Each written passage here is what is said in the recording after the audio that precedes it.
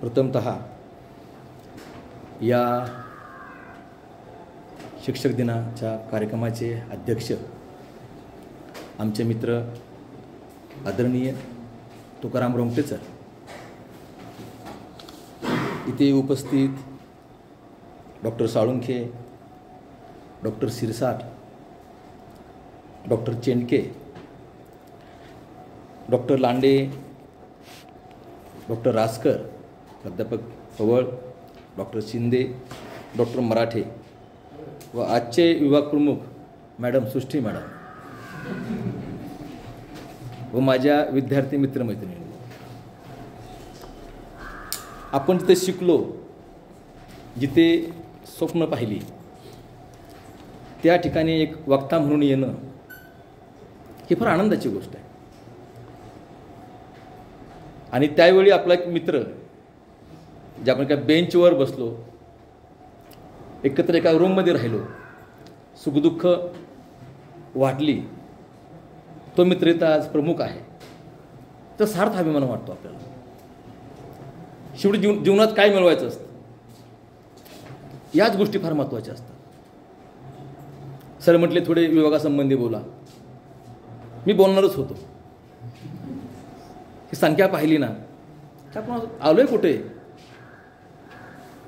आमच्या वेळेस मी 94ला 94 ते 96 मी MA ला होतो, 96 ते 98 MPhil आणि 98 ते 2002 PhD, आणि त्याच दरम्यान 2000-2003 शिक्षक म्हणून मी काम करत होतो.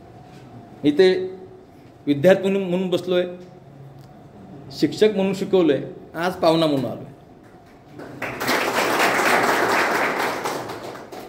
MA फर्स्ट इयरला 60 विद्यार्थी असायचे, सेकंडला 60, अर्ज 300-400 यायचे.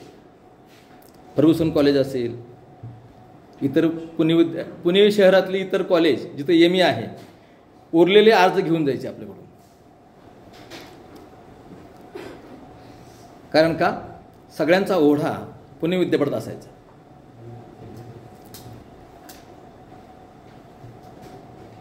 आणि असा कार्यक्रम असला तर आम्ही असं मध्ये बसायचो, जागाच पुरायची नाही. रिफ्रेशर कोर्स असला तर आम्ही पाणी दे, सह्यांचं घेऊन जा, अशी कामं करायचो. आणि दिवसभर थांबायचो. का थांबायचो? आपल्याला काहीतरी चांगलं ऐकता येईल. PhD व्हायवा असेल तर थांबणारच, थोडं खायला पण मिळायचं. गावाकडून आलो होतो, ग्रामीण भागातून, पैसा एवढा नाही, आणि ऐकायला मिळायचं. आणि प्रश्न विचारणारच. देवीकर सर पण बसलेले आहे तिथे. एक वेगळा माहोल होता. आमची मैत्री फार होती घट्ट, मुलांची मुलींची. पण स्पर्धा तेवढीच होती, पहिला कोण. परंतु प्रत्येक जणांनी काढलेले नोट्स प्रत्येक जणांना द्यायचा, ते घेऊन जा, मी हे काढले. असं नाही किंवा माझं मी चोरून करतो, असं कधी घडलंच नाही विभागामध्ये. आणि जर तास झाला नसेल फर्स्ट इयरचा असताना, सेकंड तास चालू आहे, आम्ही जाऊन तिथं बसायचो. तास रिकामा आहे, जागा नाही, सर खाली बसतो. ज्ञानाची एक लालसा म्हणा, भूक म्हणा, काय ऐकू, काय नाही, काय लिहून घेऊ. पुण्यामध्ये कुठेही कार्यक्रम असेल, व्याख्यान असेल, सायकलवर डबल शिफ्ट जायचं. तेव्हा बस जमायची नाही, पैसे नसायचे एवढे. वही जवळ असायची आणि त्या वहीमध्ये सगळं ते लिहून घ्यायचं. मग दुपार जेवण बुडायचं, मग वडापाव खायचा आणि त्याच्यावर दिवस काढायचा. आणि त्यातनं फार अनुभव शिकत गेलो. मी एकदा स्नेहसदनला साळुंखेंचं व्याख्यान होतं, त्यावेळेस आम्ही डेक्कनला गेलो. 91 नंबरची बस होती आणि तिथनं पाय गेलो. जागा मिळाला म्हणून एक तास आत जायचो. तर तिथे एक बाकडावर माणूस झोपला होता. ते लॉक होतं आणि माणूस झोपला होता. म्हणजे कोणतरी असेल. नंतर आम्ही 2-3 ओळखीचे माणसं आली, आम्ही चहा प्यायला गेलो. मग ते कोणते झोपले, मी त्यांना जाऊन पाहिलं, ते साळुंखे होते, ज्यांचं व्याख्यान होतं. म्हटलं काय बात आहे. म्हणजे आम्ही कसं पाहिलं, माणसांना कसं पाहिलं, कसं अनुभवलं.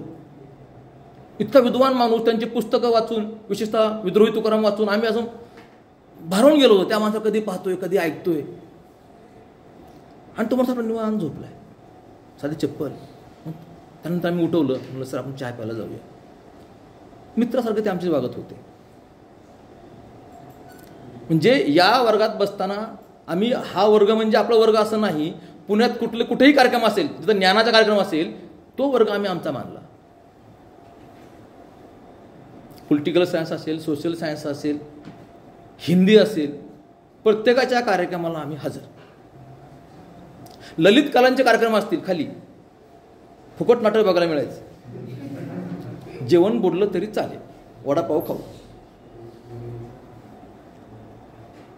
म्हणजे आम्हाला पैसे नसताना सुद्धा आम्ही फार काही ऐकलं, फार काही बघितलं, ते अनुभव घेतले.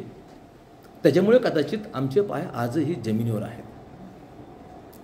आम्ही सरांच्या खुर्चीवर बसायची डेअरिंग कधीच केली नसती.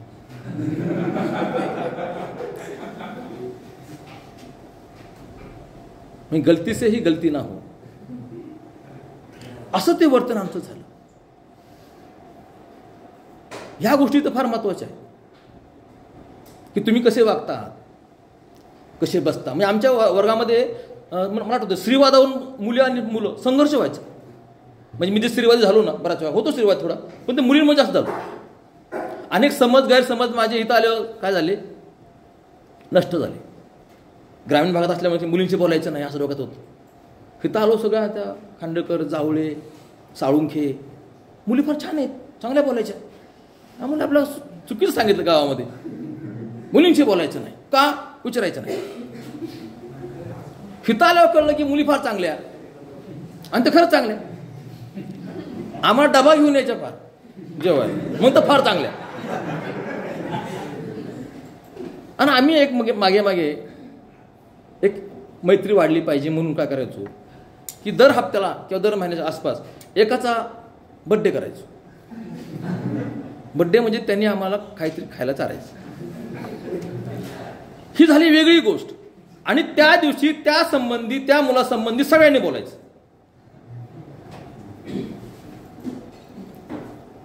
एक माझा बड्डे होता, त्यावेळेस फापाळे म्हटला होता, राजाभाऊ बोलताना असा वाटतो सगळा दम देतोय. परिणाम कसा होतो आयुष्यामध्ये मित्रांचा. मी माझं बोलणं चेंज केलं. आणि ज्या काही मित्र खरा बोलतो, इथेच तास संपल्यानंतर 3च्या पुढे 4च्या पुढे सगळे मुलं त्या मुलासंबंधी, मुलीसंबंधी बोलायचे. त्याच्यामुळे आपल्यात गुण काय आहेत, अवगुण काय आहेत हे आम्हाला कळालं.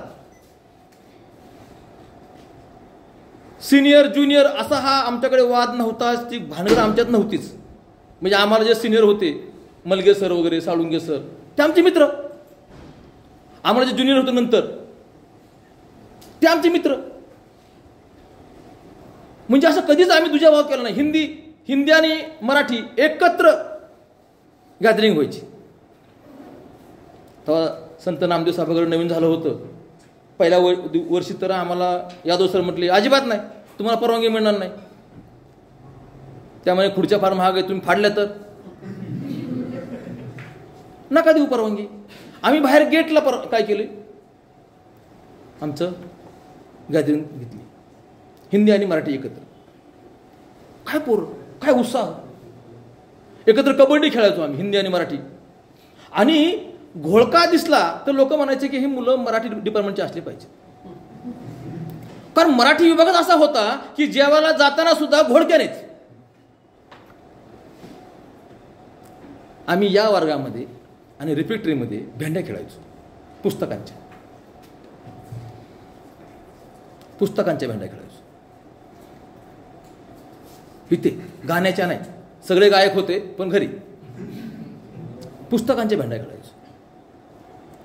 आम्हाला ज्ञानेश्वरीचा एक अध्याय होता, 16वा अध्याय, विश्वरूप दर्शन. त्याच्या ओव्या आम्ही पाठ करायचो आणि रिपीटरच्या लाईनवर असताना प्रत्येकाने एक म्हणायची. परिणाम काय झाला की आम्ही ॲपेरला असताना सेट नेट JRF त्याच वेळी 96ला निकाल लागायच्या आधीपास आमचे सिनियरचे सिनियर नापास. म्हणजे आमच्या वर्गातले सगळे विद्यार्थी आज प्राध्यापक आहेत.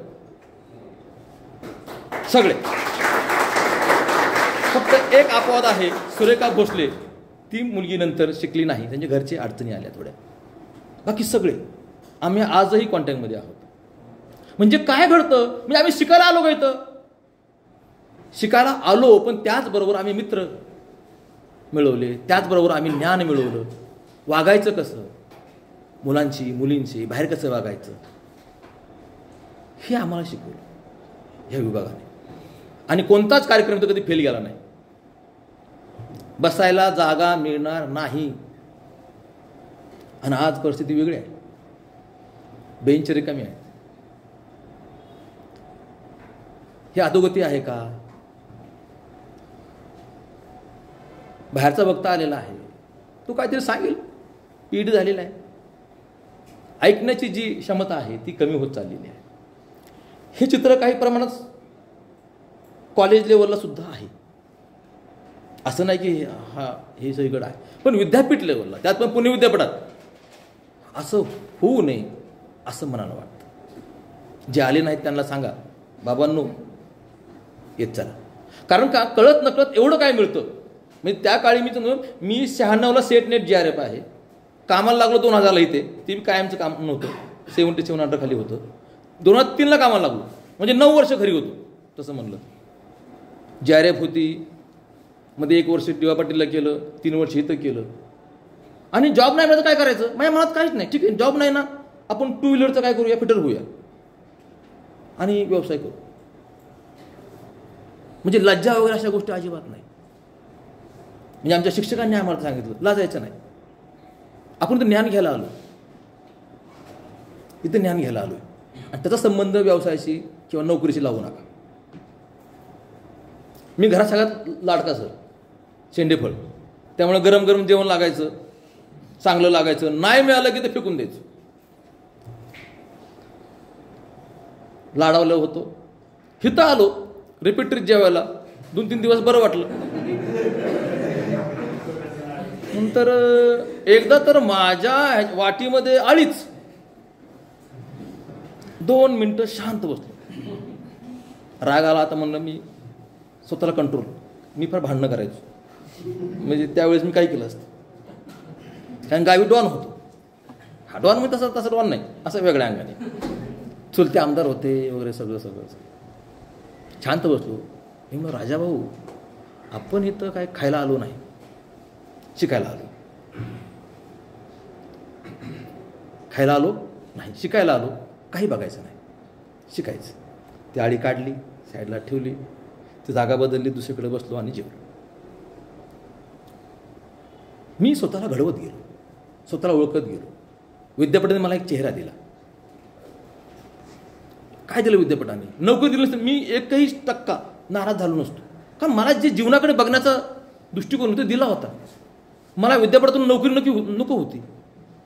कारण मला माहिती होतं की माझ्यावर चांगले संस्कार आहेत, मी चांगलं काहीतरी करेन. आणि माझं एक पाऊलाकडे पडलं ना, मी कोट्याधीश होईल. तेवढी मी डेअरिंग लागते माणसाला. श्रीमंत व्हायला काय लागत नाही, डेअरिंग लागते. तुम्ही जाऊ द्या. म्हणजे या सगळ्या गोष्टी, हा माहोल, हा परिसर. आणि मी आजही मुलांना सांगतो, बाबांनो विद्यापीठ माणसाला घडवतं, विद्यापीठात जा. नंतर मी अनेक पिढी देवीकरिता आहेत, रासकर आहेत, जे आमचे विद्यार्थी आहेत, इथं पाठवले. इथं MA करा. म्हणजे सिटी बॉरो कॉलेजचे सगळ्यात जास्त इथं काय होते, विद्यार्थी होते. कारण का, इथं घडतो हा आमचा विश्वास आहे. त्याला तडा जाऊ देऊ नका. कारण का, तुम्ही जर घडला नाहीत तर त्याला तडा जाईल. आता ही जबाबदारी तुमची आहे. असो, आपण आपल्या विषयाच्या अंगाने येऊया. तत्त्वज्ञानाच्या, साहित्य आणि तत्त्वज्ञानाचा अनुबंध या विषयाच्या अनुषंगाने येऊया. तुम्हाला नाश्ता आहे बरं का, नाही हे सांगितलं पाहिजे. आमच्या वेळेस ही सोय नव्हती. कार्यक्रम झाला की नाश्ता अजिबात नाही. तर तुम्हाला तो नाश्ता आहे, येणारच आहे. त्यामुळे तुम्ही निश्चिंत राहा, आपल्याला काहीतरी खायला मिळणार आहे. रिकाम्या पोटी तत्त्वज्ञान पचत नाही. आणि तत्त्वज्ञानावर जर बोलायचं असेल, बरं आज अनेक काय आहेत, प्राध्यापक आहेत, विभाग प्रमुख आहेत मुलं. त्याच्यामुळे ते आता ऐकण्याची परिस्थिती आहे का नाही, हे की नाही. एकदम हलकं फुलकं आपण एक गप्पा मारणार तुमच्याशी आहोत की साहित्य तत्त्वज्ञान त्याचा काय संबंध आहे. म्हणजे खरं म्हणजे मी तर 3 वर्ष शिकवलं. याच बेंचमध्ये माझा पहिला वर्षाचा विद्यार्थी नागराज मंजुळे होता. म्हणजे इथे मी त्याला गोलपिटा शिकवलेला आहे. गोलपिटा हा वेगळ्या अंगाने जाणारा काव्यसंग्रह होता. आणि त्याचवेळी माझी बाबासाहेबांच्या चरित्रावर PhD चालली होती. त्याच्यामुळे तर वेगळा त्याला तात्विक मला एक त्याला रूप देता आलं. म्हणजे अशा अनेक गोष्टी घडल्या तिथनं. शिरूरला भाऊसाहेब कराडे हे आमचे विद्यार्थी होते. त्यांनी खोडा पिक्चर काढला, बबन पिक्चर काढला, आहे की नाही. आता ते रासकर सर आहेत, आमचे कॉलेजचे विद्यार्थी आहेत, देवीकर सर आहेत. तर आपण पाहणं किंवा साहित्य आणि तत्त्वज्ञान. आता ते साहित्य म्हणत असताना मी ललित साहित्य ही संकल्पना पुढे धरलेली आहे आणि थोडं वैचारिक साहित्य. काय संबंध आहे बाबा तत्वज्ञानाचा आणि साहित्याचा? तो कसा लावायचा? इथं ललित साहित्य आहे, कोणत्या अंगाने हा विषय पाहायचा? म्हणजे खरं MPhilला हा मी 3 वर्ष विषय शिकवला इथेच. तेव्हा सर म्हटलं की कोणत्या विषय? म्हणले सर ह्या विषयावर बोलूया आपण. कारण का तत्व फार महत्वाचं आहे.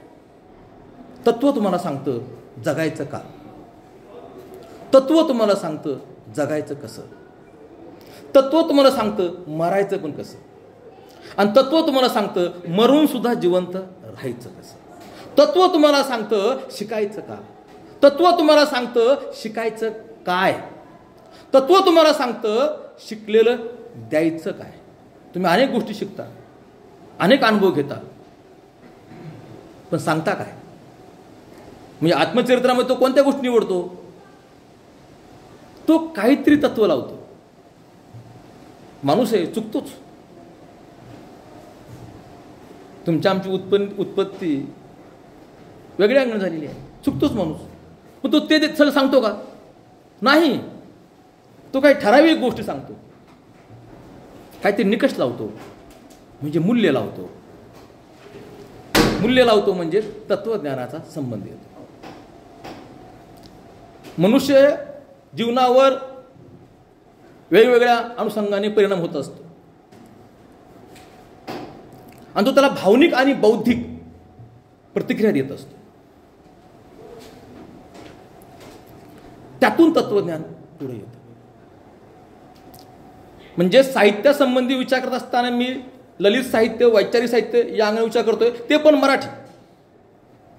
आणि तत्वज्ञान संकल्पना मांडत असताना भारतीय तत्वज्ञान.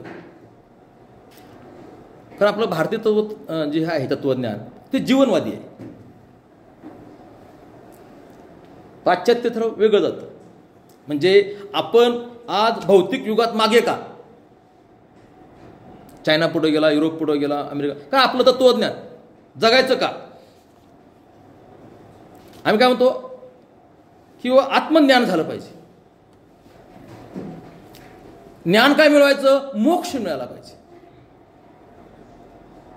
म्हणजे माझी गाडी होऊ द्या, माझं घर होऊ द्या, मला पैसा मिळू द्या, मला प्रतिष्ठा मिळू द्या, याच्यासाठी आम्ही ज्ञान मिळवतच नाही. मोक्ष. मोक्ष म्हणजे काय? ते मी मेल्यानंतर जिवंतपणी नाही. हे आमचं काय आहे? तत्वज्ञान आहे. जगमिथ्या ब्रह्मसत्य शंकराचार्याने सांगितलं. हे जे आहे ना हे मिथ्या आहे, याच्या भानगडीत पडू नका. ब्रह्मसत्य आहे, मग ब्रह्माच्या नादी लागा. चांगलं वाईट नंतर पाहूया. म्हणून भारतीय जेवढं तत्वज्ञान आहे ते जीवनवादी आहे. पण जीवनवादी म्हणत असताना त्यात पुन्हा वेगळ्या अंगाने येतं की ते ब्रह्माच्या अंगाने विचार करतं, ते धर्माच्या अंगाने विचार करतं. आत्मज्ञान मिळालं पाहिजे तर मोक्षासाठी. जगायचं का? तर धर्मासाठी. मरायचं का? तर धर्मासाठी. म्हणून सुरुवातीच्या तत्वज्ञानामध्ये माणसाला केंद्रवर्ती कल्पलंच नाही भारतामध्ये. धर्माला, ब्रह्माला माणूस केंद्रवर्ती नाही, समाज केंद्रवर्ती नाही. माणसाने कसं जगावं उल्लेख नाही आपल्या वेदामध्ये.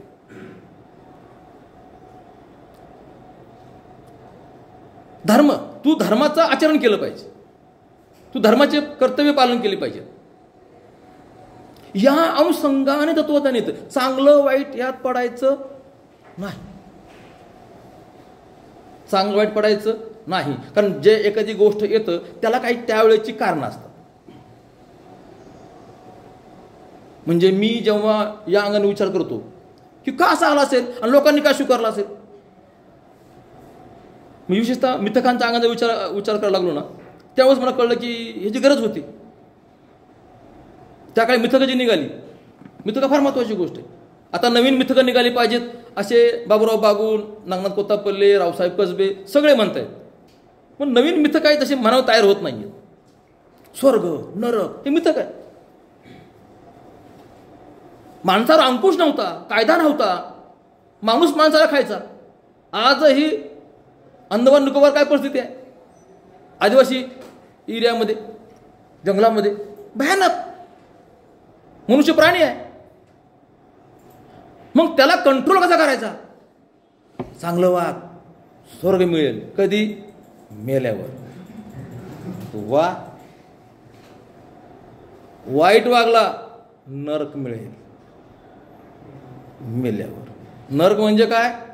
तुला तळलं जाईल. वडापाव खातोस ना, फ्राय मच्छी, मच्छी फ्राय होईल, तंदूर. आणि स्वर्गात अप्सरा. ज्या ज्या गोष्टींची भीती आहे माणसाला, अंधाराची भीती, स्वर्गात अंधारच नाही. लोभ स्त्रियांचा, मग अप्सरा.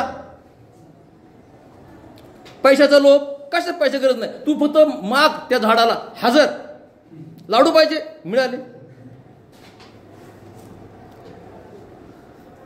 मृत्यू अजिबात नाही. स्वर्गात मृत्यू नाही. मृत्यू लोक आपला पृथ्वीवरचा.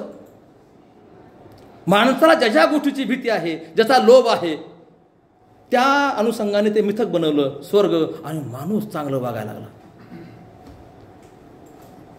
मग सुरुवातीला तो जो धर्म म्हणून असेल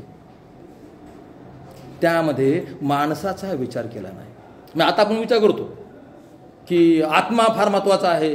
मग आत्म्याला काहीच होत नाही, आत्मा मरत नाही, आत्मा तो जाळला काय, त्याला काहीच होत नाही. मग स्वर्गात जाऊन त्याला तळलं काय, नाही तळलं काय, काय फायदा? काहीच नाही. असं कोणी विचार करू शकतो? एक लेख वाचला होता मी, मुस्लिम महिलेचा होता, की बाबा स्वर्गात गेल्यावर तुम्हाला अप्सरा वगैरे मिळतील पुरुषांना, महिलांना काय मिळेल?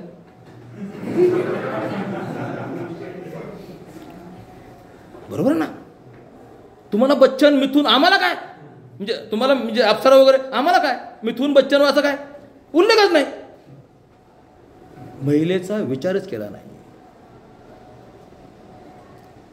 वेद अपुरुषीय आहेत म्हणजे काय? पुरुषांनी लिहिले नाहीत म्हणजे काय? महिलांनी लिहिले का? नाही, महिलांचं नावच नाही. आता लिहिलं असतं, स्त्री पुरुषांनी लिहिले नाही. सावित्री फुले म्हणायच्या की एकही धार्मिक ग्रंथ महिलांनी लिहिला नाही, जर लिहिला असता तर जग वेगळं असतं. एखादी त्या काळाची फिलॉसॉफी कशी येते, तत्वज्ञान कसं येतं, कोणत्या अंगाने येतं, हे पाहणं फार गरजेचं आहे. कारण का? माणसाला कंट्रोल करायचं असतं, समाजाला कंट्रोल करायचं असतं, त्याला एका साच्यामध्ये ढाळायचं असतं. म्हणून सगळ्यांनी देवाचं नाव घेतलं, अल्लाचं नाव घेतलं, गॉडचं नाव घेतलं, आणि त्या प्रदेशामध्ये त्या अनुषंगाने कंट्रोल करायचा प्रयत्न केला. म्हणून तो म्हणलं मी की प्राचीन तत्वज्ञानामध्ये माणसाचा विचार नाही, म्हणजे ते एकदम फेल आहे अशी बात नाही. ती काळाची गरज होती. मी तुम्हाला त्या अंगाने पाहता आलं पाहिजे. आपण आजच्या अंगाने पाहतो, मला नाही पटलं म्हणजे सगळं नाकारायची भूमिका, ही अशी अर्धवट भूमिका घेऊ नका बरं का. म्हणजे आम्ही सुरुवातीला MA फर्स्ट इयरला असताना लय बोलायचो, हे असं हे तसं. जेव्हा वेगवेगळ्या अंगाने विचार करायला लागलो, ते एक सम्यक दृष्टी येत चालली. अरे नाही, हे असं होतं, हे असं आहे. स्वतःला म्हणजे वाचन करत असताना स्वतःशी संवाद झाला पाहिजे तो हा. आणि मग आपल्या झाल्याबद्दल लक्षात येतो, अरे आपण तर असा विचार करायचो, आपण तसा विचार करायचो. म्हणून एखाद्या गोष्टीला पाहत असताना या गोष्टी तुम्ही पाहिल्या पाहिजेत. म्हणून प्राचीन जे आपलं तत्वज्ञान आहे ते धर्मकेंद्रवरती आहे. तुम्ही हे पाहिलं ऋग्वेद, सृष्टी निर्माण व्हायच्या अगोदर काळ कसा होता, हे नारदीय सूक्त जे आहे त्यात ते येतो बघा. आता कोण बघायला गेलं, पण ते आहे. वर्ण कसे निर्माण झाले, पुरुष सूक्त हे की नाही, मुखातून बाहूतून पुरुष सूक्त ते मेन आहे. म्हणजे कुठनं आलं वर्णव्यवस्था, तर ऋग्वेद पुरुष सूक्तामध्ये तो त्याचा मेन आहे. म्हणजे एखादी गोष्ट कशी येते पुढे, फार महत्वाची गोष्ट आहे, आणि त्या अंगाने पुढे येतं. म्हणून आपण आत्मा मानला, पूर्वजन्म मानला, हे की नाही, आणि त्यातून सगळा प्रवाह चालू झाला. ह्या गोष्टी फार महत्त्वाच्या आहेत. काही गोष्टी त्या बांधतानाच व्यवस्थित बांधल्या पाहिजेत. एक जरी चूक झाली पुढच्या काळामध्ये फार वाईट गोष्टी होते. म्हणजे मला काही अनुषंगाने म्हणजे पैगंबराचं फार कौतुक वाटतं. मधल्या काळात सगळे धार्मिक ग्रंथ वाचले पाहिजेत बरं का. हे आपलं नाही, हे तपलं नाही, असं करायचं नाही कधी. अभ्यासा काळात तसं काही नाही. धर्म नसतो, जात धर्म नसतो, लिंग तसं काही नाही. सुरात चुनेकर म्हणायचे, तुम्ही बसताना विद्यार्थी म्हणून बसा, मुलगा मुलगी अजून बसायचं नाही. विशिष्ट गोष्ट निघाली की मुलींना लाजायचं, पोरांनी हसायचं. अरे कसं काय, तुम्ही काय मुलगा म्हणून बघता का, मुलगी म्हणून पाहता का, ऐकता का, असं होता कामाने. तर पैगंबरांनी फार काही गोष्टी केल्या बघा. कशा गोष्टी होतात धर्माच्या अंगाने, तत्वज्ञान सांगताना. ते म्हणे की मी अल्लाचा शेवटचा प्रेषित आहे, दोरी कट, म्हणजे परत कुणी होणार नाही. मुस्लिमांच्या अंगात येत नाही मग. हा भारतीय नाही, या आपल्या भारतीय मुस्लिमांचे अनेक प्रश्न वेगळे आहेत, त्यात मी पडत नाही, तो विषय वेगळा. खरं त्यावर बोलायला पाहिजे. भारतीय मुस्लिम, भारतीय ख्रिश्चन, नवबौद्ध हे नवीन आलेत, काय भानगड आहे, बोललं पाहिजे एकदम सम्यक दृष्टी ठेवून. तर तिथं ते घडत नाही. आमच्याकडे अवतारवाद आला, द्वैत आला, अंगात यायला सुरुवात झाली. आणि ज्याला जास्त त्रास, महिलांना जास्त अंगात महिलांच्या. एक चूक कशी होते, तो म्हणला मी शेवटचा प्रेषित आहे. कृष्ण म्हणला प्रत्येक वेळेस काय घेईल, जन्म घेईल. अनेक आपले अवतार झाले, अनेक बुवा म्हणले की मीच कृष्ण आहे. का घडतं हे, तिथं एखादी गोष्ट कुठं घडते, कुठे लीक हो, असे काय म्हणतात, कुठं छिद्र पडतं, एक छिद्र ते पुढे वाहत जातो. अनेक बारीक बारीक गोष्टी आहेत की त्या फार महत्वाच्या गोष्टी आहेत. महावीरांनी जातीव्यवस्था मानली नाही, पण वर्णव्यवस्था मानली. सगळ्या जैनांमध्ये जातीव्यवस्था गेली. शांतिप्रिय आहेत, जैनांमध्ये जात नाहीये, पण ते येतं. कसं येतं हे तत्वज्ञानचं काय आहे, ते कोणत्या अंगाने सांगतात. हे सगळ्यांचा परिणाम मी तुम्हाला का सांगतोय, साहित्याशी आहे. सगळ्यांचा संबंध कायचे आहे, साहित्याचे. तत्वज्ञान फार महत्त्वाचं. म्हणजे तुमचं तत्व काय आहे जगण्याचं, तुमचं ध्येय निश्चित काय आहे, हे तुमचं त्या त्या धर्माची फिलॉसॉफी ठरवते, कारण तो त्यांचा विषय आहे. म्हणून कळत न कळत आपल्याकडे सुद्धा या अंगाने आलेला आहे. म्हणजे आपण जर पाहिलं असेल, म्हणजे माणसाचे विश्वामध्ये स्थान काय आहे, या पद्धतीचं फिलॉसॉफी आपल्याकडे आली. विश्व व माणूस यांचा संबंध काय, ह्याचा विचार त्या फिलॉसॉफीमध्ये केला जातो. म्हणजे चैतन्यवादाच्या अंगाने आलं. बरं काय, मानवी ज्ञानाचे स्वरूप काय, त्याची व्याप्ती, प्रकार कोणते, ज्ञान मिळवण्याच्या पद्धती कोणत्या, हे मधल्या काळामध्ये त्याचा विचार झाला. आणि शेवटी आत्ता जे आपण आलेलो आहे की नैतिकता म्हणजे काय, मानवी मूल्य कोणते, आता मानवाच्या अंगाने आलं. हा फरक होत गेला. म्हणजे भारतामध्ये सुरुवातीला चैतन्यवाद होता, जडवाद होता, चारवाकाच्या अंगाने होता, पण तो शीन होता. बुद्धाच्या अंगाने होता, महावीराच्या अंगाने होता, कबीराच्या अंगाने होता. ती एक परंपरा आहे जडवादी. म्हणजे सरा गाडगिलांचं पुस्तक लोक आहेत, वाचलंच पाहिजे. हा एक अजून गोष्ट सांगायची राहिली. आमच्या वर्गात जर कोणत्या सरांनी, वक्त्यांनी पुस्तकाचं नाव घेतलं की तास संपल्याबरोबर जयकरमध्ये जाणे आणि ते पुस्तक घेणे, आणि जो पहिला मिळवेल त्याला मचार, त्याला शाबासकी द्यायची पोरं, अरे ग्रेट आहे. त्यामुळे ती एक हुरूप लागायचं. जेवण बुडलं तरी चालेल. पुस्तकं लपून ठेवायचो, असंही आम्ही केलेले जयकरमध्ये. तर आपण पाहू की भारतीय तत्वज्ञान जे आहे 2 अंगाने येत आहे. एक वैदिक अवैदिक, चिदविलासवाद, चैतन्यवाद, जडवाद. या अनुषंगाने भारतीय साहित्य पहिल्यापासून, त्यात मराठी साहित्य मी विचार करणार आहे, पहिल्यापासून तत्वज्ञानाचा बेस असलेलं दिसून येतं. म्हणजे मुकुंदराजांचं विवेक सिंधू शांकर तत्वज्ञान आहे, ज्ञानेश्वरी आलेली आहे, चैतन्यवाद आहे, महानुभाव आहे, द्वैत तत्वज्ञान आहे, त्यांचं ब्रह्मज्ञान वेगळं आहे. म्हणजे मराठी साहित्याची मुळापासून जर विचार केला तर ते तत्वज्ञानाचा प्रचार प्रसारच करते. मग तत्वज्ञान आणि साहित्य काय संबंध आहे? तर साहित्याची प्रेरणा सुद्धा तत्वज्ञान राहिलेलं आहे.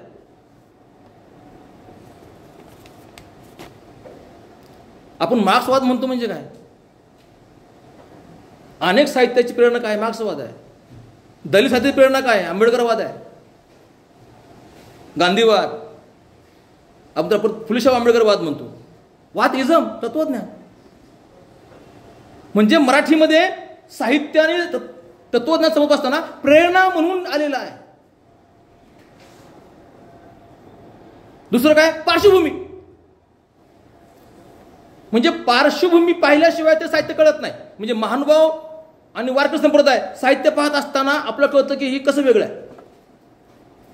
मराठी माणूस तात्विक आहे पहिल्यापासून. तर सगळं चांगलं उदाहरण आपल्या वारकरी संप्रदायात आणि महानुभाव संप्रदायात सापडतं. आपल्याकडे रुक्मिणी स्वयंवर नावाचं ग्रंथ आहे. रुक्मिणी हरण महानुभाव, इकडे रुक्मिणी स्वयंवर, लीळाचरित्र नाही, वेगळ्या अंगाने बोलतोय मी, रुक्मिणीच्या अंगाने बोलतोय. म्हणजे कृष्णाची पत्नी कोण आहे? रुक्मिणी, राधा नाही. राधा नाही. राधेच्या नवऱ्याचं नाव अनय आहे. तर 2-3 नाव आहेत पण अनय आहे. म्हणून राधा कृष्ण आपल्याकडे येत नाही मराठी माणूस. राधा नाही, रुक्मिणी जिच्यावर लग्न झाले. मध्ययुगीन काळामध्ये एकही मराठी ग्रंथ राधा कृष्णाच्या अंगाने नाही, रुक्मिणी कृष्णाच्या अंगाने आहे. मराठी माणूस हा तात्विक आहे. यूपी बिहार राधाकृष्ण असं येते, रुक्मिणी येत नाही जास्त. असं का? एकनाथांनी असं का लिहिलं? राधा का लिहिलं नाही? खरं म्हणजे राधा राम आपल्या फार उशिरा समजले. म्हणजे चक्रधर तिकून आले, ते गुजरात बॉर्डरवरचे, आणि ज्ञानदेव उत्तरेत गेले, त्यानंतर आपल्याकडे ह्या सगळ्या गोष्टी आल्या. त्याच्या अगोदर आपल्याला रामकृष्ण माहिती नव्हतं महाराष्ट्राला. स्वीकारताना सुद्धा आपल्या पद्धतीने स्वीकारलं. रुक्मिणी हरण, रुक्मिणी स्वयंवर, राधाकृष्ण लीला, तात्विक. महाराष्ट्र तात्विक आहे, तत्वनिष्ठ आहे. म्हणजे युद्ध खेळताना सुद्धा आधी करार करायचे. करार मोडला तर मग तो ऐकणार नाही.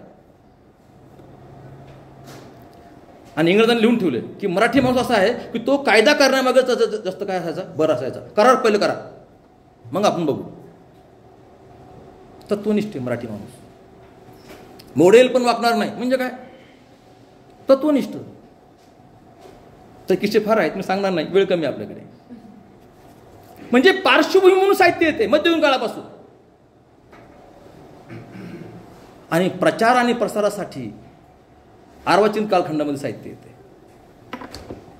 मार्क्सवादी प्रचारासाठी साहित्य येते, गांधीवादी प्रचारासाठी साहित्य येते. आता हे तत्वज्ञानासाठी साहित्य आलंय का? आता अजिबात नाही. बराच आपण काय करतो, एखादा विषय मांडत असताना तोच विषय किती ग्रेट आहे, तोच विषय किती महान आहे हे आम्ही सांगत बसतो. तसं करायचं नाही. मला तत्वज्ञानात संबंध आहे. काही कादंबऱ्या, काही साहित्यकृती प्रेरणा म्हणून येते, काही ठिकाणी पार्श्वभूमी म्हणून येते, काही प्रचाराने प्रसार होतोय आणि काहीचा प्रभाव आहे. म्हणजे दलित साहित्यामध्ये वेदना, विद्रोह सगळं येते. परंतु ते कुणावर अवलंबून नाहीत, रडत नाहीत. रडकं साहित्य नाही ते. आमचं असं झालं, आमचं तसं झालं, आता माझं कसं होईल, विद्रोह करतोय तो. प्रभाव आहे आंबेडकरवादाचा. तुझं शोषणाचं कारण कोण आहे, अमुक अमुक आहे, मग तू ते त्या अंगाने विद्रोह करतोय, त्या अंगाने नकार देतोय. एकही याचना मागणारं साहित्य दाखवा 90च्या आधीच. आत्ताचं बोलत नाही, आता फार वेगळे. आता याचना मागणारं, दुःख सांगणारं, दुःख आवळून बसलेलं नाही, नाही. विद्रोह करणार आहे का? प्रभाव येतो. आता माणूस केंद्र आहे, मार्क्सवाद तुमच्या काय आहे, समता केंद्रावरती. गांधी अहिंसावाद, गल ठोकळांच्या कादंबऱ्या आल्या, आम्ही त्याला म्हणतो की होती गांधीवादाचा प्रभाव आहे. प्रादेशिक कादंबऱ्या आल्या, गांधीवादाचा प्रभाव आहे. कारण का? ते प्रादेशिक अंगाने विचार करतात. खेड्याकडे चला. म्हणजे आम्ही याना त्या कारणाने सातत्याने तत्वज्ञानाचा आणि साहित्याचा संबंध लावत आलेलो. मराठीमध्ये साहित्यासाठी साहित्य किती निर्माण झालं. आपला वाद झाला फडके खांडेकर, कलेसाठी कला, जीवनासाठी कला. जे कलेसाठी कला लिहिले गेले त्या साहित्याला आजही दुय्यम मानतात. आम्ही त्याला बऱ्याच वेळा असं म्हणतो लोकप्रिय साहित्य. आणि ठेवा बाजूला, लोकप्रिय साहित्य लाख लोकांनी वाचले, त्यावर समीक्षा लिहिणार नाही. लोकप्रिय साहित्य, प्रेमाचा त्रिकोण, तो हिरो काही करू शकतो, तो हिरोईन काही करू शकते, कादंबरी. आणि ते प्रवासामध्ये, एस टीमध्ये, रेल्वेमध्ये वाचताना बरं वाटतं. लोकप्रिय साहित्य, साहित्यासाठी, आस्वादासाठी लिहिलं साहित्य ते आहे ना, ती परंपरा आहेच, व बोधेपर्यंत येते. पण आम्ही त्याला काय म्हणतो, लोकप्रिय साहित्य. शिक्का मारला बाजूला. मग आम्ही कोणत्या साहित्याची दखल घेतो? जे काहीतरी जगण्यासाठी तुम्हाला सांगतं, काहीतरी मूल्य व्यवस्था तुम्हाला देतं, जे साहित्य समकालीन घडामोडींचं आकलन करतं. तत्वज्ञान तेच आहे, आकलन. चाललंय काय, करायचं काय, होतं काय. म्हणजे होतं काय, चाललंय काय हे तुम्हाला समजून घेतल्याशिवाय करायचं काय हे कळत नाही. आणि ती कादंबरी समकालीन प्रश्न मांडते, समकालीन काळ कसा बदलला आहे हे सांगतं. अशा कादंबरीला आम्ही काय म्हणतो, ही मैलाचा दगड आहे. ही मैलाचा दगड आहे. हे आधुनिक का? म्हणून आम्ही तर काय करतो, त्याच साहित्यकृतीचं काय करतो, आम्ही त्यावर समीक्षा करतो. म्हणजे विशाखा किती लोकांनी वाचलं माहिती नाही, गोतावळा माहिती नाही, पण त्यांना आम्ही काय म्हणतो, मैलाचे दगड आहे. असते बलूत, अक्करमाशी, जे बाहेरच्या देशामध्ये पण गाजलं, मैलाचे दगड आहे. कारण का? त्याची प्रेरणा वेगळी आहे. त्याची प्रेरणा वेगळी आहे. अक्करमाशी म्हणजे शिवीच आहे. लग्न न होता झालेलं मूल. आणि तो काय म्हणतोय, म्हणजे दत्ता भगतांचं मला इथं व्याख्यान चाललं होतं, मी ऐकलं. तो म्हणतो मला कर्णापेक्षाही शरणकुमार लिंबाळे मोठा वाटतो. म्हणलं का? म्हणजे सूतपुत्र म्हणून कर्णाला फार त्रास झाला. आणि कर्ण आपल्या आईला कुंतीला फार बोलतो, तिला नावं ठेवतो, तुझ्यावर रागवतो. शरणकुमार लिंबाळे आपल्या आईवर रागवत नाही, तिच्यावर कविता करतो. ती ह्या व्यवस्थेची बळी आहे, इथल्या समाज व्यवस्थेची, पुरुष समाज व्यवस्थेची, गावातल्या संस्कृतीची बळी आहे.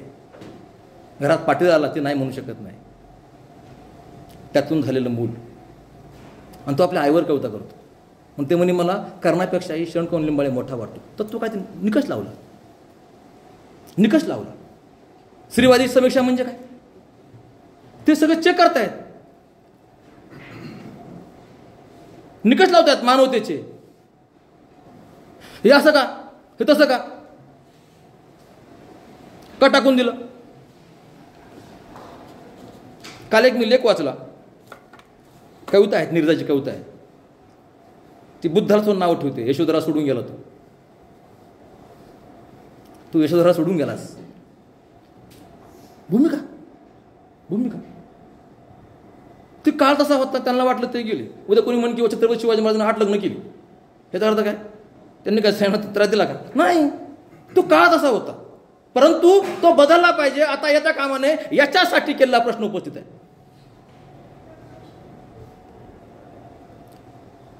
श्रीवादी समीक्षा प्रश्न उपस्थित करते आणि महान मानणाऱ्या पुरुषांना बोट करते. श्रीवादी तत्वज्ञान, ती त्यांना नावं ठेवायचं नाही. आजच्या राम होऊ पाहणाऱ्या, कृष्ण होऊ पाहणाऱ्या, बुद्ध होऊ पाहणाऱ्या तरुणांना सांगायचंय, बाबांनो असं नाही. संकेत असतात, त्यांना काय बोलायचं नाही. त्यांना आणि त्यांना बोलून फायदा कुठे? काय फायदा आहेत कुठे? त्यांना मानणारे त्यांचं अनुकरण करू नये. तू राम हो, पण सीतेला संशय घेऊन सोडू देऊ नको. ज्या बाईला पोट आलंय, म्हणजे मूल्य व्यवस्था बदलत चाललेली आहे, निकष बदलत चाललेले आहे. म्हणजे काय? तत्वज्ञान बदलत चाललेलं आहे. याची मांडणी तत्वज्ञान होते. आधुनिक तत्वज्ञान म्हणजे रुंगटे सरांचं आम्ही चर्चा करताना एक किस्सा मला आठवला. कालिदासने जे त्यांचा ग्रंथ लिहिला त्यामध्ये ती जी अंगठी आहे ते एका आदिवासी कोळ्याला सापडते आणि तो ते राजाला देऊन येतो की साहेब तुमची अंगठी सापडली होती, ही तुमची अंगठी. तर दरबारातला उसळ हसतात, एवढा कुठला काय, हे अंगठी परत केली. अरे ठेवायची, एवढे पैसे मिळाले असते. तर हसतात. रोमटं म्हणले, अरे तू त्याचा प्रामाणिकपणा आहे, त्याला शाबास द्यायला पाहिजे, त्याचं कौतुक करायला पाहिजे. पण त्या साहित्यात ते येत नाही. मग तुमचं शाकुंतला आम्हाला ग्रेट नाही वाटत. निकष कसे लावले बघा, कसे निकष लावले गेले. जर रामाने शंभुकाला मारला असेल झाडाच्या आडून, तर आम्ही त्याला आदर्श कसा मानायचा प्रश्न उपस्थित करतो. म्हणजे हे जे साहित्य येते हे प्रश्न उपस्थित करते. कुठून येते? तत्वज्ञानातून येते. कोणत्या? माणूस केंद्रित तत्वज्ञानातून येते. म्हणजे अगोदरचे जे आले फिलॉसॉफी, धर्म केंद्रित फिलॉसॉफी आली, आता माणूस केंद्रित फिलॉसॉफी आली आणि त्यातून हे प्रश्न निर्माण झाले आणि ते साहित्यातून आले. म्हणून समीक्षा ही आपली तत्वज्ञानाच्या अनुषंगाने आहे. मार्क्सवादी समीक्षा, फुलेशाह आंबेडकरवादी समीक्षा म्हणजे काय? म्हणजे साहित्य विचार, ज्यात आम्ही प्रेरणाचा विचार करतो, प्रेरणा स्वरूप, तो तुम्हाला हा बेस आहे. तत्वज्ञान समीक्षा हा बेस आहे. आणि भारतीय साहित्यामध्ये बदल जो झाला समाजामध्ये, तो पुस्तकाने झालाय. माना न माना. तुम्ही ग्रामीण भागातला कोणी पुस्तक वाचलं? मग ग्रामीण भागातल्या माणसाने मनुस्मृती सुद्धा वाचली नव्हती, पण तो बायकोला बरोबर वागवायचा. पायातली वाहन पायात बरी. केंद्र कुठे आहे? मनुस्मृती. आता हे काय म्हणते? नवरा असतील मी ऐकणार नाही. मी आमच्या मुलाला एक डॉलर हमेशा म्हणतो, आगे आगे देखो होता है क्या. आता हे जागृतता आली आहे. म्हणजे तुमची मूल्य चौकट बदलली, तुमचं तत्वज्ञान बदललं की समाज बदलतो. कालचा वाटलेला हिरो आजचा खलनायक वाटू शकतो. उद्याच्या सुंदर दिवसासाठी आदरणीय कोत्तापल्ले सरांचं पुस्तक आहे, नक्की वाचून काढा. हे असं का चालू आहे? हा मूल्य संघर्ष आहे. कोणतं तत्वज्ञान स्वीकारायचं, कोणता जीवन मार्ग स्वीकारायचा. म्हणून तुम्हाला भारतीय तत्वज्ञान, त्यात झालेले बदल, काळानुरूप हे माहिती असलं पाहिजे. फक्त कादंबरी वाचून जमत नाही. ते विशिष्ट अर्थ लावणं वेगळं आणि त्याचं विश्लेषण करणं वेगळं.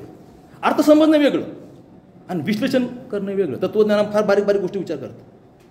तुम्हाला जर मराठी साहित्याचा वाचक व्हायचा असेल, चांगला समीक्षक व्हायचा असेल, संशोधक व्हायचं असेल, तर बाबांनो तुम्हाला भारतीय तत्वज्ञान कसं होतं, आज कोणतं आहे, कसं बदलत चाललंय, याची पार्श्वभूमी माहितीच असली पाहिजे. अन्यथा तुम्हाला आपलं साहित्य कळणार नाही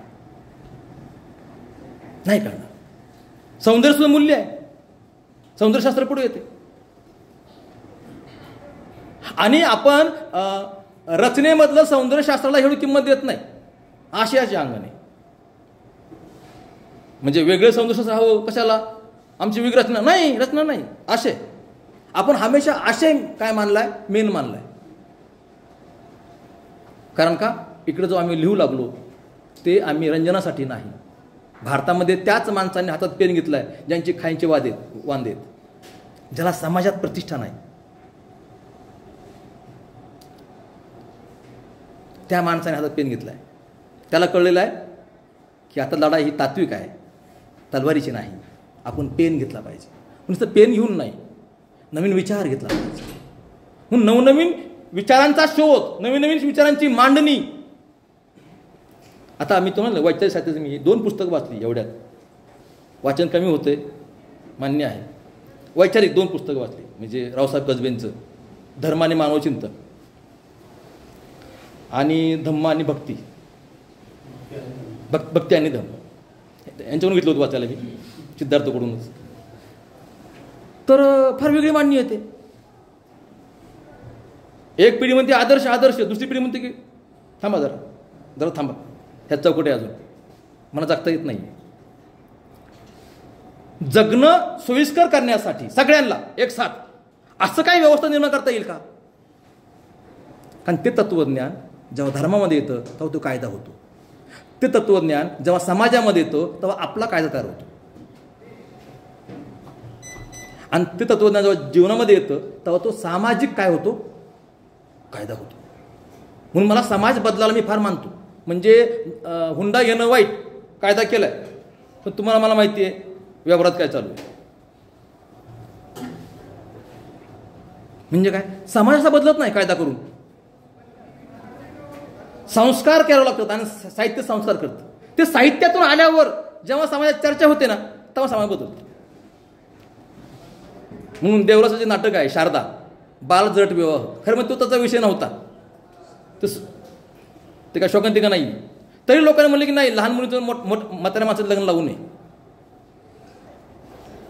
साहित्याचा जेवढा परिणाम होतो तेवढा कायद्याचा सुद्धा होत नाही. कायदा ती केस घेतल्यानंतर समाजामध्ये ते मुरलं पाहिजे.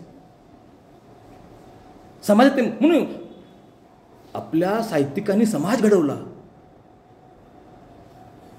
लक्षात घ्या, राजकारण्यांनी, समाजकारण्यांनी वृत्तपत्र काढले आणि प्रत्येकाने लिखाण केलेलं आहे. तो राजकीय असेल, मराठीमध्ये तुम्ही उद्योजक असतील, कलाकार असतील, मी तो हमाल असेल, एक आक्रमाशी असेल, सगळ्यांनी हातामध्ये पेन घेतलाय आणि काय सांगायची गरज नाही. माझी कहाणी सांगतो. मला काही शाकुंतल लिहिता येत नाही, पण मी माझी कहाणी सांगतो. मी तो हमाल. म्हणजे मी हमाल आहे म्हणजे एकदम मी फार वाईट गोष्टी केली का? अजिबात नाही. मी मनुष्य आहे, मला जगायचंय. मी आक्रमाशी, माझा काय दोष? निसर्गतः स्त्री पुरुष एकत्र आले, माझा जन्म झाला. मग कळत तुम्हाला की ही तत्वज्ञान बदलू पाहतोय, हा समाज बदलू पाहतोय.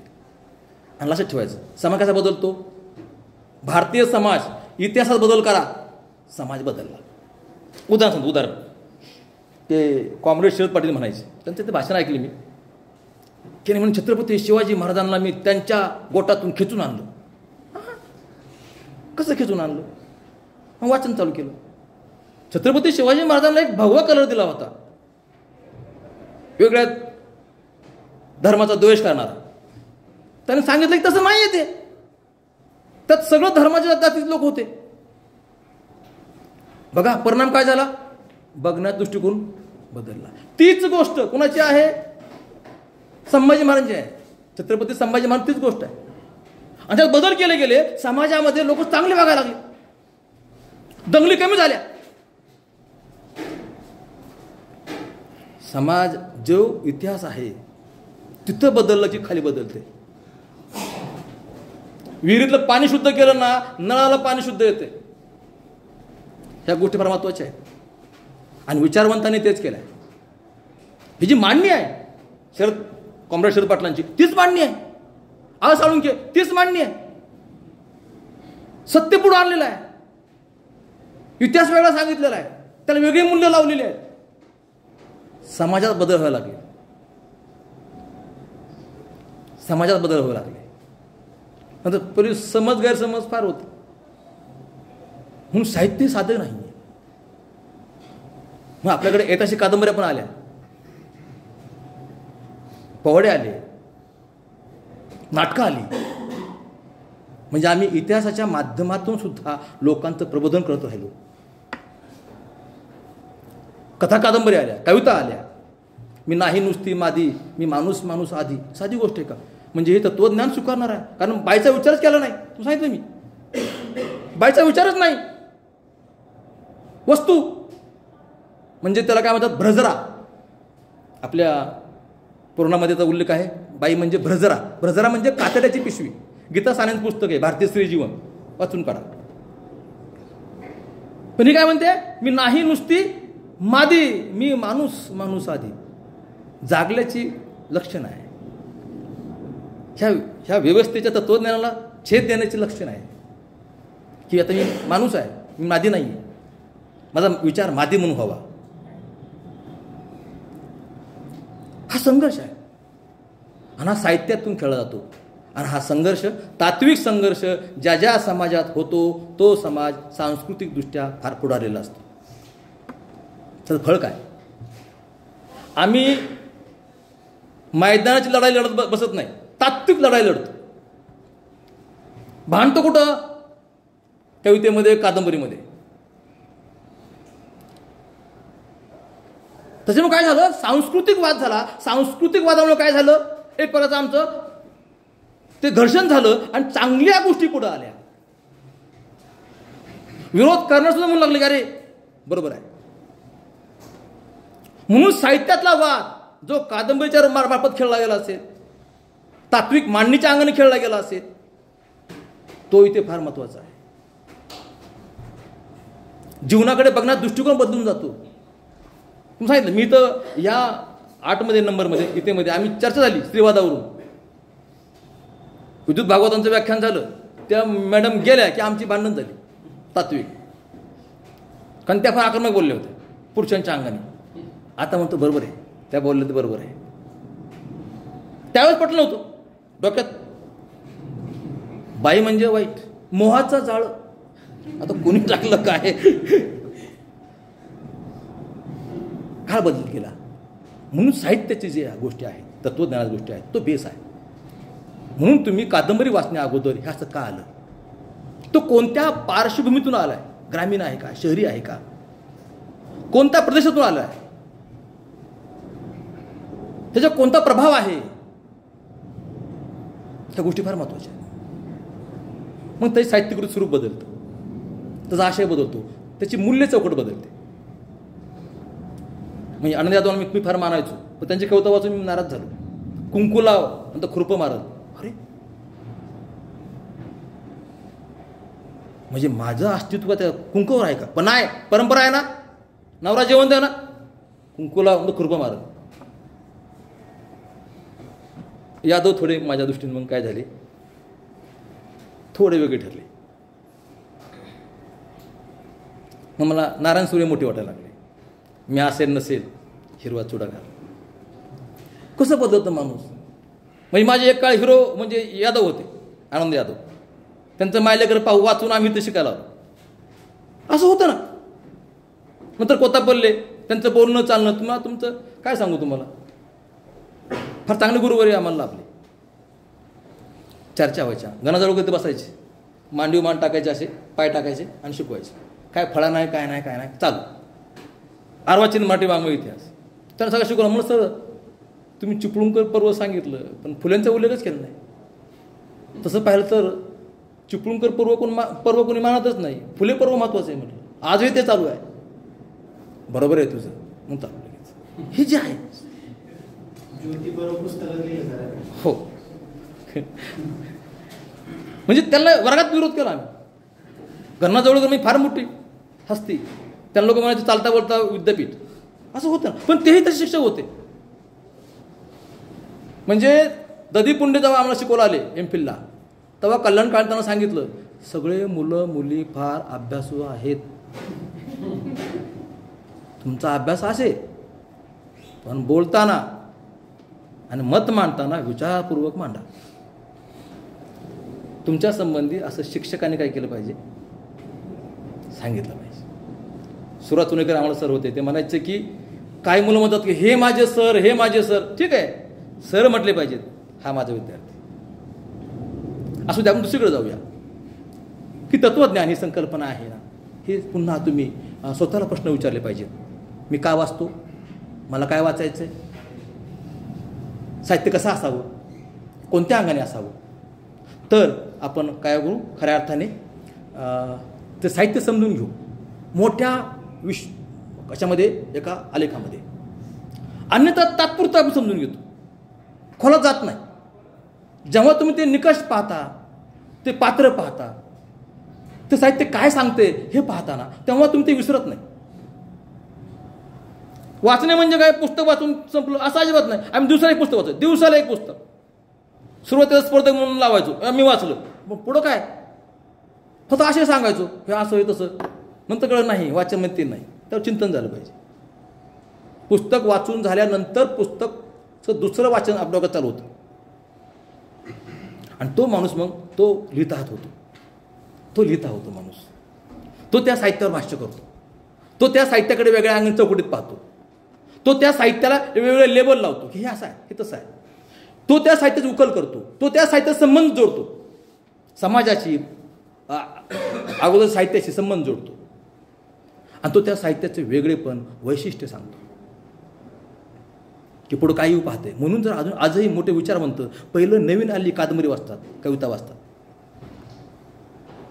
काय त्यांना घेणं पडले. पण नाही, काय आपला बौद्धिक आणि मानसिक आविष्कार साहित्य होतो आणि बऱ्याच वेळा त्या माणसाला तो सांगता सांगता असं काय सांगून जातो, काय म्हणतो क्या बात आहे. ही फार महत्वाची गोष्ट आहे की तो सांगतो काय. मी बाबुराव बागुलांची सूर नावाची कथा आहे, तुम्ही पाहिलं असेल. ती जान्हवी पुरुष बनण्याचा प्रयत्न करते, मला त्याच आवडलं नाही. कशाला पुरुष त्याला तुम्ही परत पुरुष बनायचं असं मला वाटायचं. पण मी म्हटलं की कोणती मुरळी पुरुष बनायचा प्रयत्न करते, कुणीच नाही.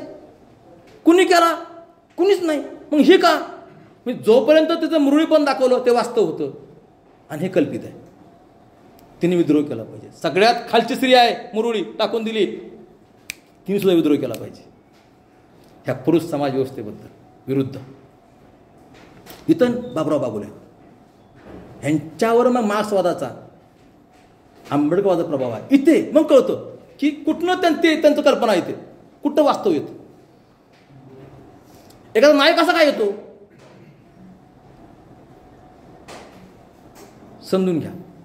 साहित्य बदलत चाललंय म्हणजे काय, मूल्य व्यवस्था बदलत चालली आणि ते साहित्यामध्ये येणारच.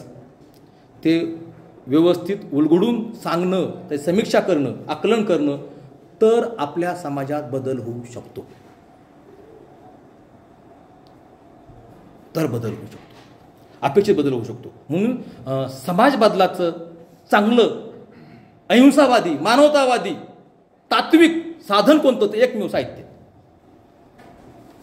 म्हणून साहित्य तत्वज्ञानाच्या अंगाने वाचा, साहित्य तत्वज्ञानाच्या अंगाने समजून घ्या आणि साहित्य तत्वज्ञानाच्या अनुषंगाने विश्लेषण करण्याचा प्रयत्न करा. माझ्या मते मी तेच थांबतो. तुमचे काही प्रश्न असतील, खरं म्हणजे मी अनेक मुद्दे काढले होते पण मी ते खाली बघितलंच नाही, परंतु मला जे सांगायचं होतं ते तुम्हाला सांगितलं. काही प्रश्न असतं विचारा, मी तयार आहे, बोला.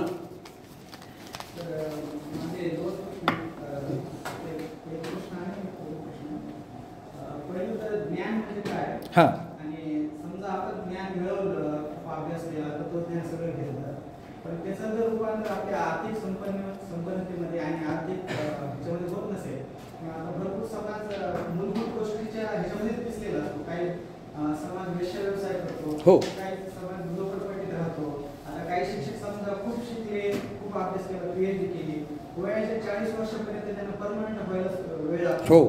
आणि त्यांच्या मूलभूत गोष्टी जर संपन्न झाल्याच नाही तर त्या तत्वज्ञानाचा उपयोग काय? खरंय. आणि जे या सगळ्या समाजासाठी उपयोग करणार आणि पुढे जाणार तत्वज्ञान कसं निर्माण करणार? खरंय.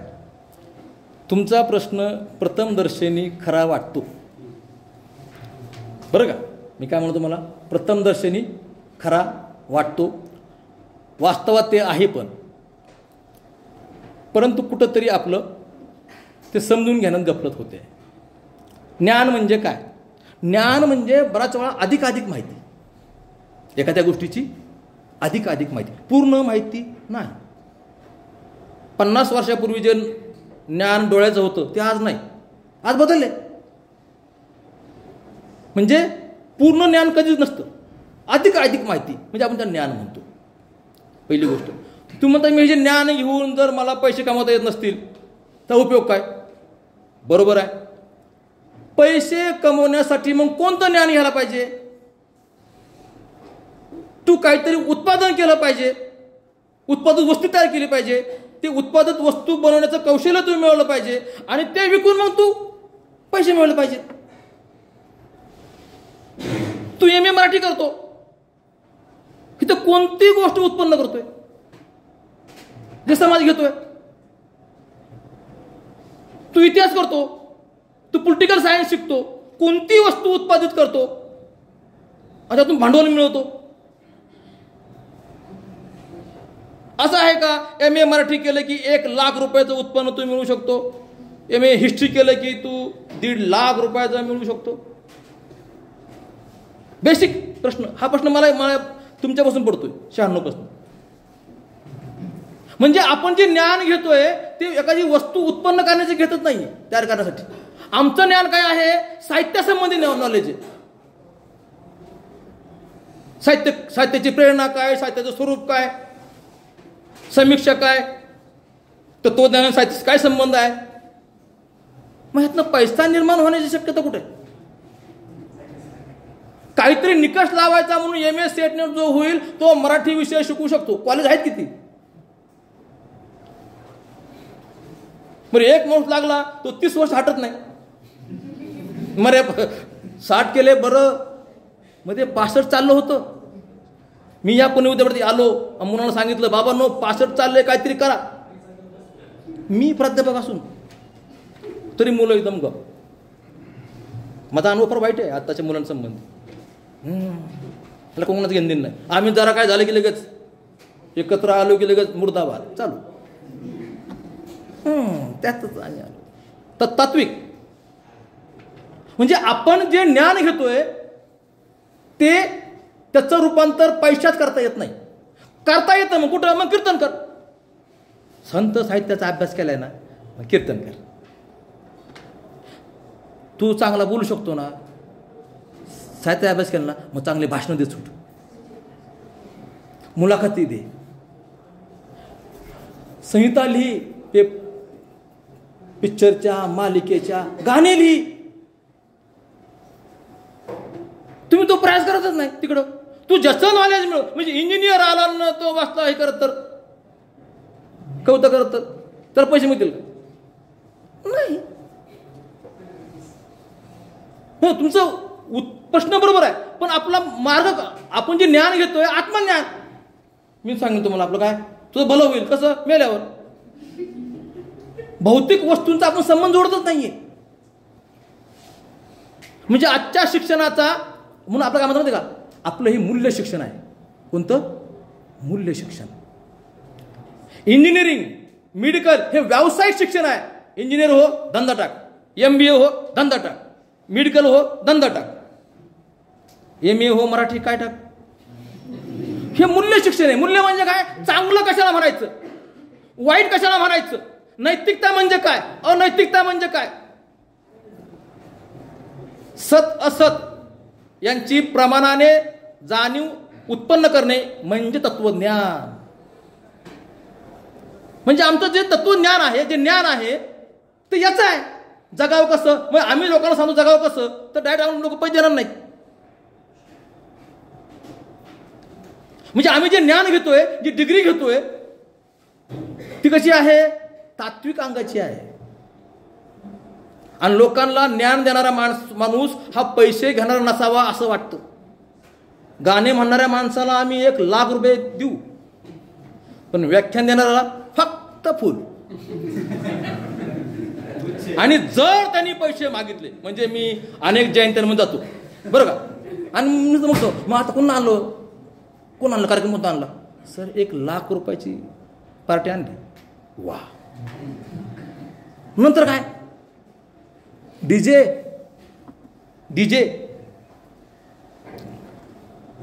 आम्ही दिलं, व्याख्यान दिलं, फुल. यस. जेवण सुद्धा नाही.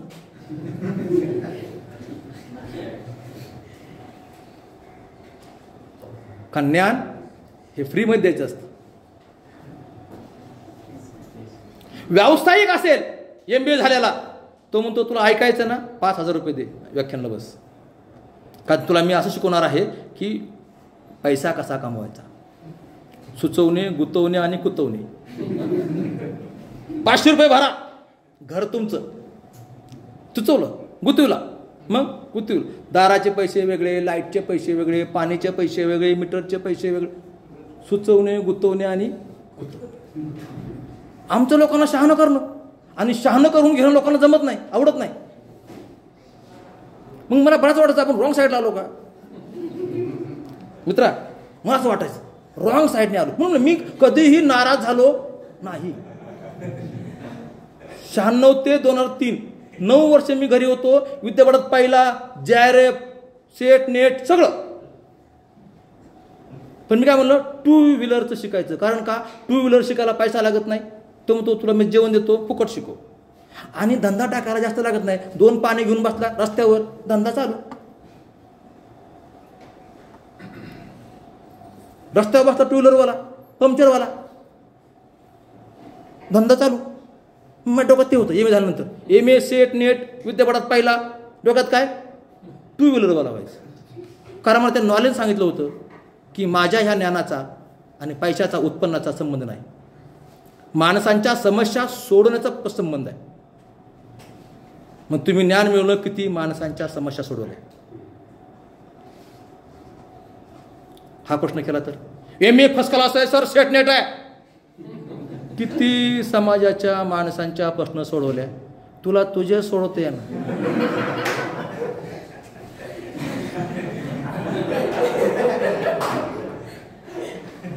प्रश्न बरोबर आहे. प्रश्न ते ना, सत्य वेगळं, असत्य, सत्य वेगळं आणि वास्तव वेगळं. लोक पैसे खातात, हे वास्तव आहे, सत्य नाही. सत्य म्हणजे काय? सत्यम शिवम सुंदरम म्हणतो आपण. जे सगळ्यांचं कल्याण करतं ते सत्य. जे सगळ्यांना आनंद देतं ते सत्य. सत्याचे निकष आहे. पैसे खाणे सगळ्यांना आनंद देतं का? नाही. सगळ्यांचं भलं करतं का? नाही. मग ते कटू वास्तव आहे. सत्य म्हणजे काय? जे सगळ्यांचं भलं करतं ती वस्तू, सगळ्यांना आनंद होतो, त्याला सत्य म्हणायचं. सत्यमेव जयते बुद्ध म्हणला होता. जे सगळ्यांच्या कल्याणकारी आहे ना, त्याचा जय होणार आहे. हिटलरला लोक पूजत नाहीत. उगाच नाही म्हणून सत्यमेव जयते. सत्य म्हणजे काय? जे सगळ्यांचं कल्याण होईल, सगळ्यांना आनंद मिळेल, ते सत्य. म्हणून आपला जो मार्ग आहे तो लोकांना बौद्धिक, भावनिक समस्या दूर करायचा मार्ग आहे. कारण का? साहित्य म्हणजे लोकांची प्रयोगशाळा आहे. पात्र कसे काम करतात, कसे वागतात, खलनायक कसा असतो, नायक कसा असतो, लोक आत्म कसा विचार करतात, आणि त्याचा आणि व्यवहारात संबंध नाही. खरं जोडला पाहिजे. म्हणून आता आम्ही काय शिकवतोय? व्यावहारिक मराठी. एक विषय साहित्यिक मराठी, एक विषय व्यावहारिक मराठी. कारण का? मुद्रित शोधन, पैसे कमव. संपादक कसं व्हायचं, पैसे कमव. बातमी कशी लिहायची, पैसे कमव. तुमच्या ह्या प्रश्नामुळे आम्ही हा व्यवसाय व्यावहारिक मराठी काढलाय. कारण का? पैसा भगवान तो नाही, मगर भगवान से कम भी नाही. परंतु आपलं नॉलेज त्याचं नाही. पण तुला एवढं नॉलेज मिळालं पाहिजे की पैसा मिळवायचा कसा. एक माणूस रामकथा सांगतोय आणि 55 लाख घेतोय. अरे म्हणलं धंदा फार मोठा आहे, उतरा. त्या अंगाने नाही, प्रबोधन करा. असे काही वक्ते आहेत ना, 10,000 शिवाय ऐकत नाहीत. पण आपल्याला ज्ञान देणारी माणसं फुकट पाहिजे. तुम्हाला बदलावं लागेल. आपल्या ज्ञानाचा दुसऱ्या अंगाने विचार करावा लागेल. पैसा मिळवण्याचा हा मार्ग नाही. पैसा मिळवण्याचं हे ज्ञान नाही. म्हणून मोबाईल दुरुस्ती लगेच चालू. तुमचं MBA केलं, दुकान टाकलं, ते बदलते ना. काय बदलतोय? व्यवसाय बदलत चालले. आणि त्याला दिसतं लगेच. म्हणजे त्यांच्या आमचं कसं असायचं, चहा टपरी आणि भजे टपरी असायची आमच्या वेळेस. बस स्टँड म्हणजे काय, चहा टपरी आणि भजे. नंतर बस स्टँड म्हणजे काय, ते एक कॉईन टाका, फोन करा, झेरॉक्स, STD. आता गायब. आता मोबाईल दुरुस्ती, रिचार्ज. आता बदलले सगळे. दुकानं बदलली, वस्तू बदलल्या. आणि तुम्ही त्याच नॉलेजवर काय करताय? आपल्या मोठ्या मोठ्या जे महापुरुष होऊन गेले त्यांचं शेवटचं आयुष्य फार वाईट झाले गेलेले. पैसाच नाही. संतांची काय अवस्था होती? कलाकारांची काय अवस्था आहे आपल्या लोक कलाकारांची? पैसाच नाही. कारण का? ते रंजन करण्यासाठी आहे आणि ह्या लोकांच्या समाधानासाठी, लोकांचे प्रश्न सोडण्यासाठी आमचं नॉलेज आहे. का जगावं, का जगू नये, नैतिकता म्हणजे काय, हे सांगायचं आपण नॉलेज आहे. त्याची आपली गफलत होत चालली. मी एवढा शिकलो, MA MPhil PhD, मला जॉब मिळाला पाहिजे. मला वाटायचं पैसा कमवण्याची गोष्ट वेगळी आहे. पैसा कमवायची. आणि माझे प्राध्यापक आहेत मित्र, तेव्हा त्यांना 16,000 15,000 पगार आणि त्यांचे भाऊ जमीन विक्रीचे व्यवसाय करायचे 4 व्हीलरमध्ये. 10वी नापास. आणि माझं असं मत झालं, जे कमी शिकतात ना ते व्यवसायात चांगले टिकतात. शिकला की तो माणूस असा कमजोर होतोय. का होतंय मला कळतच नाही. शिकलेला माणूस लय बुजतो. कोत्तापल्ले सरांचे मित्र होते, सय्यद नावाचे, पॉलिटिकल सायन्सचे HOD होते औरंगाबादला. तर त्यांच्या मुलांनी टाकली पानटपरी. आणि त्या म्हणले की सर आपल्याला जायचं कार्यक्रमाला. कसल्या? माझ्या मुलांनी टाकली पानटपरी. आणि तो एकदम खुश गडी. अरे पॉलिटिकल विभागाचा HOD आणि त्याच्या पोरानं काय टाकली? पानटपरी, बिड्या सिगरेट. सर म्हणून जाऊया. म्हणते म्हणजे मुस्लिम समाजामध्ये कामाची लाज नाही. पैसा कमावायचा आहे ना, मग काय लोक पान खातेत, सिगरेट, मावा विका. हा आपण नैतिकता. त्यांनी कॅन्सर होऊ शकतो, मी विकणार नाही. जोडून या धन उत्तम व्यवहार आहे, तुकाराम महाराज सांगून गेले. आणि मला बरंच वाटायचं हे संतांनी कशाला लिहून ठेवलं हे मला कळतच नाही. जोडून या धन उत्तम व्यवहार आहे. दारू विकता या, विनोद सोडून द्या. आपण त्या अंगाने गेलो नाही. मुस्लिम समाज बारीक बारीक व्यवसाय करतात, बारीक बारीक, कोणताही लाजत नाही. आणि आमचा BA झाला की म्हणतो ना MA आणि PhD, मग तर नाहीच. प्राध्यापकच. आणि 6 महिने कुठे प्राध्यापक काम केलं ना, आयुष्यभर लावणार प्राध्यापक. लग्नात set net, MA MPhil PhD set net. अरे वा, सेट नेट डिग्री नाहीये, लावतो कशाला? नाही, लोकांना काय करतं म्हणे.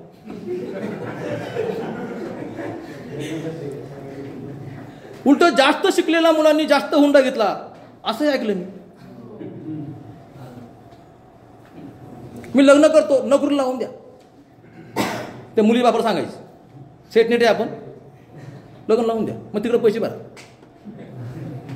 म्हणजे तुम्हाला जर हे ज्ञान आलं असेल जगायचं कसं, तर तुम्ही ते वापरा. पैसा मिळवायचा कसा तुम्हाला कळलं पाहिजे.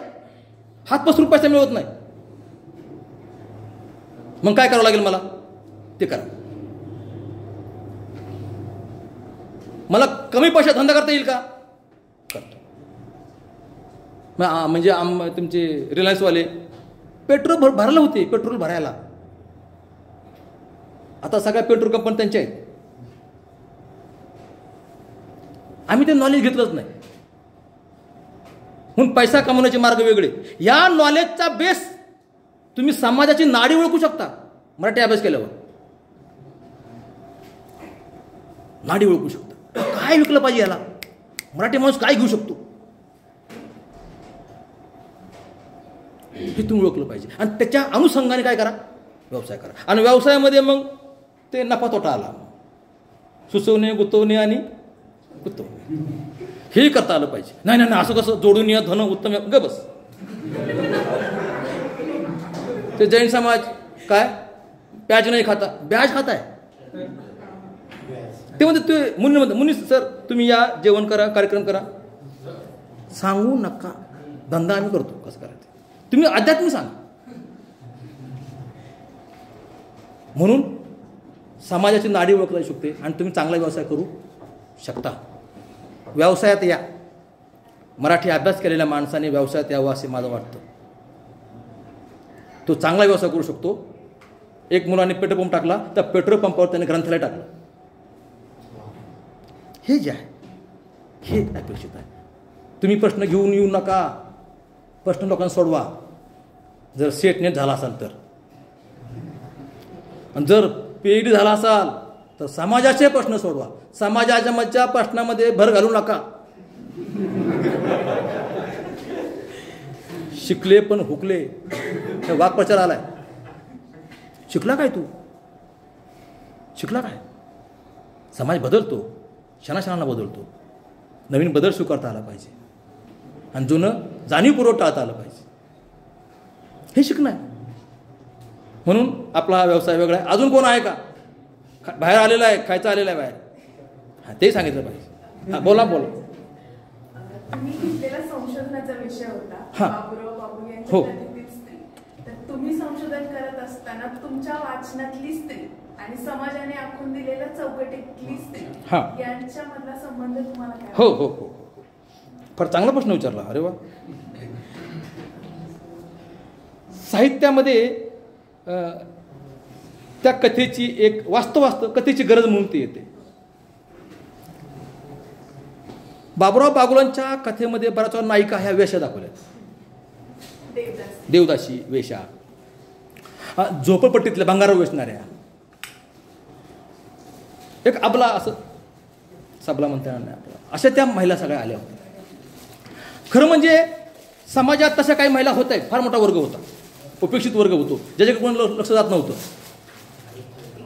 त्याच्यामुळे त्यांची म्हणजे मी हमेशा म्हणतो की जेव्हा एखादी वेशा नायिका होते, एखादी मुरळी एखाद्या कथेची नायिका होते, तेव्हा सगळा प्रतिष्ठित समाज हा गुन्हेगार ठरतो. गर्व से हम भारतीय है. आणि ती कथा वाचली की अरे काय गर्व करू, ही संतांची भूमी. ती कथा वाचल्यावर तर काय करू. कारण गुंड कथेतली स्त्री जेव्हा त्याच्या पायाशी तुडवली जाते तेव्हाच जे होणारं दुःख आहे ना, की एखादी स्त्री तिची इतकी अमानुषतेने हत्या, म्हणजे तो एखादा व्यक्ती त्या बाईला म्हणजे पायताना पण नाही, अक्षरशः तुडवतो. ती व्यथा खूप अशी हळू. अजून एक कथा मला, ती बारकूची कथा आहे बघा, बरं स्वस्त होत आहे. हे पांगळा आहे, पांगळा, आणि त्याची शिसू त्याची बायको करते. पांगळा भीक मागतोय, गाड्यावर बसतोय, आणि त्याची शिसू करायची. आणि त्या झोपडपट्टीतल्या बाया त्याला म्हणायचे सावित्रीची काय आहे ही लेक आहे, सावित्रीचं वरदान घेऊन आली. त्या सावित्रीने आपल्या देवात आपल्या नवऱ्याचा आत्मा आणला, तशी ही आपल्या पांगळ्या नवऱ्याचं हग्नमुत्न करते. तिला बी गर्व असायचा आणि त्याला बी माझी बायको. पण भावकीमध्ये भावकीला टस्सल देण्यासाठी तो गावी जातो आणि दुसरी बायको कोण आणतो, भिकातून मिळालेल्या पैशातून. म्हणजे सावित्र पण डोक्यात जाऊ देऊ नका, नवरा नवरा आहे. कोणताही नवरा वर्ष 2 वर्ष ठीक आहे, कडवा आहे मग रसच आहे. वर्ष 2 वर्ष माझी राणी, तुझ्यासाठी बांधील मी माडी, नंतर जो टिकतो. आणि मग त्यांनी दाखवलं की आपल्या भारतीय लोकांच्या डोक्यामध्ये ही जी सावित्री आहे ती काढली पाहिजे. ह्याचं रूप किती खाली गेले. एक भिकारी दुसऱ्या चुलत भावाला टस्सल देण्यासाठी दुसरी बायको करतो आणि ही बायको त्याची शिस्तू काढते. तुम्ही किती वागा, पुरुष तुम्हाला जोपर्यंत तुम्ही सत्व दाखवत नाहीत, अस्तित्व दाखवत नाहीत, तोपर्यंत तुम्हाला किंमत नाही.